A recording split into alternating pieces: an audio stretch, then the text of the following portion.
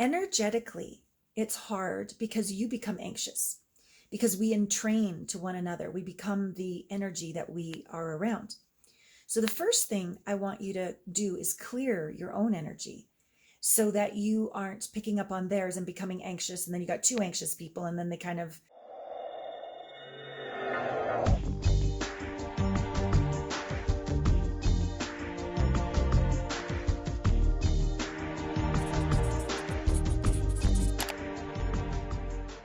dating someone who has anxiety. I'm Alana Pratt, your intimacy expert and host of the podcast, Intimate Conversations. Okay, so I just finished my dance class, and I'm staying in my Airbnb in Wyoming. And I just finished my video for my newsletter by the Christmas tree that's still up and by the fire that's going over there. And I just sort of let people in who have signed up to my newsletter into more of like the intimate place in my life. And then for my YouTube videos, I generally put up the tripod and I make sure I'm in full makeup and I've got, my nice jewelry on and all the rest of it. And it just sort of dawned on me that, that's cool and all. And I do like to be professional and provide amazing content. But some things kind of happened in the last, year-ish, where I've just sort of like, I have to be together or something like that. And I'm not. Sometimes I am, but a lot of times I'm not. So I'm about to move to India, and I've decided that I'm going to do the videos on the weekends, and I'm going to take adventures on the weekends. What? Not work on the weekends? Again, haven't done that for a couple of years either. I've just been like I have not had work-life balance, shall we say. Yeah. So I'm going to shoot videos riding an elephant, if that happens. We're driving on the wrong side of the car on the wrong side of the road, and just let you more into the world of me. And I don't know why I used to do that. My videos from 10 years ago, snotty face, being a mom, doing my thing. I don't know what sort of happened.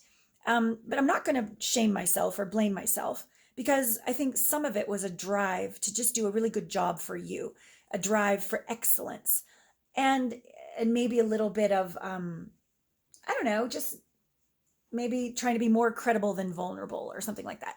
But hello, my brand is vulnerability, right? So hello, here we go. So we just finished dance class.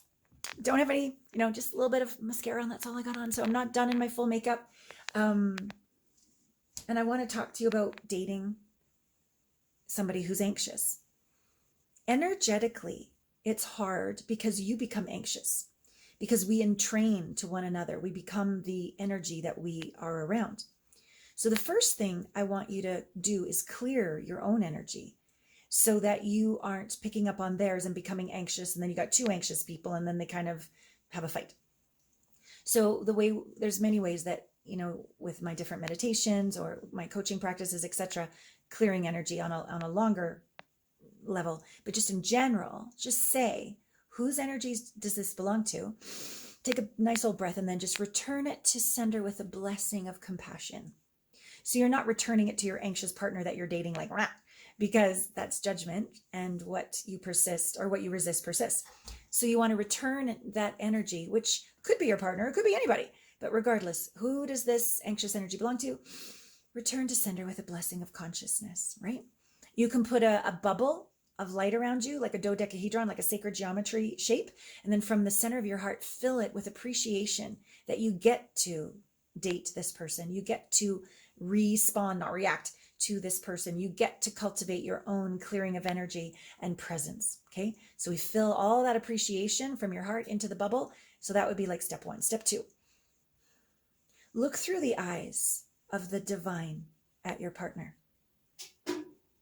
You could also look through the eyes of judgmental asshole to your partner.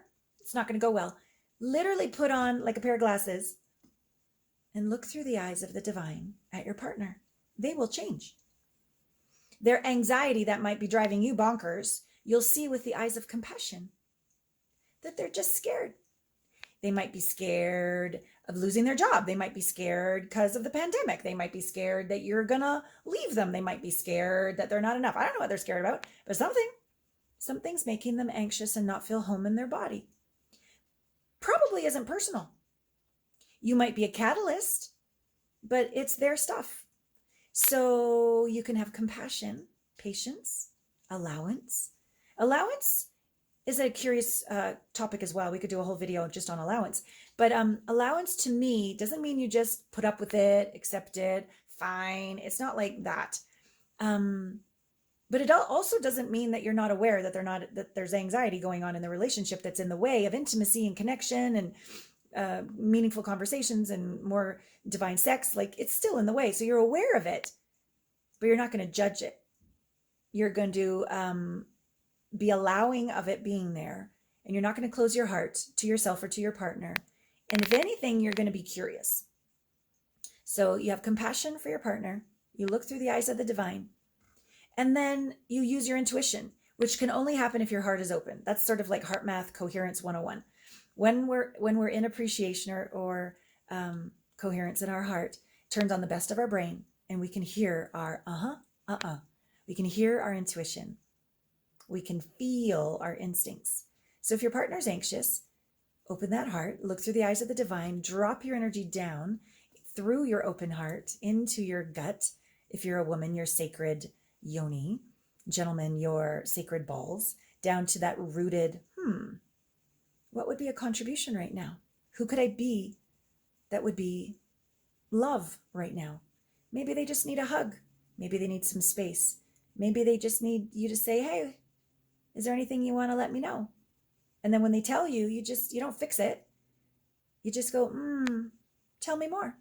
Maybe they just need a safe space to be heard.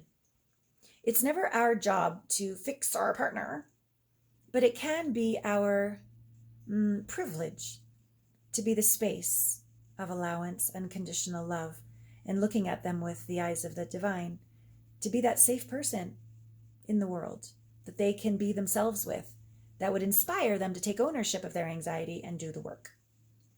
To do the work. We all have our stuff, me included. Everybody has our stuff. And so when we as partners can be kind of like the inspiration, the invitation, the welcoming to truth and self-ownership and doing the work, that's intimacy to me. Vulnerability, transparency, honesty, and we can grow closer together. So there's my insights. A whole community where we talk about this every single week, live. And then we also have the Heartmates curriculum every single week at home, online, digital.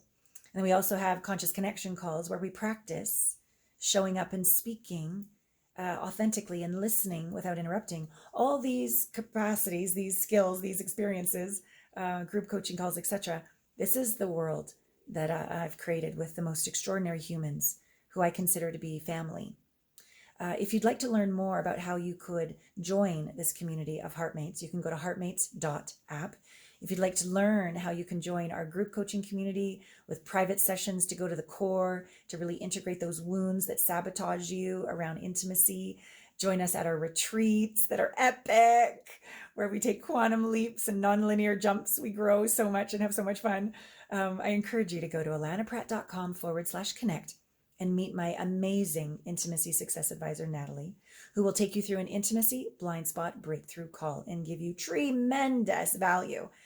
Now, what she's going to share with you is going to be the awareness, but the awareness isn't the healing. The awareness is the awareness. Then you're going to have to choose your path for time, energy, and resources to integrate all of the wounds. And we would love to welcome you to our community as we all grow together, because communities that grow together thrive together, where we all learn to become the one, which ultimately finds the one, which of course is this one first, and then on the outside, which then allows you to keep the one, thrive with the one, awaken the one over time. So we welcome you and we send you our love.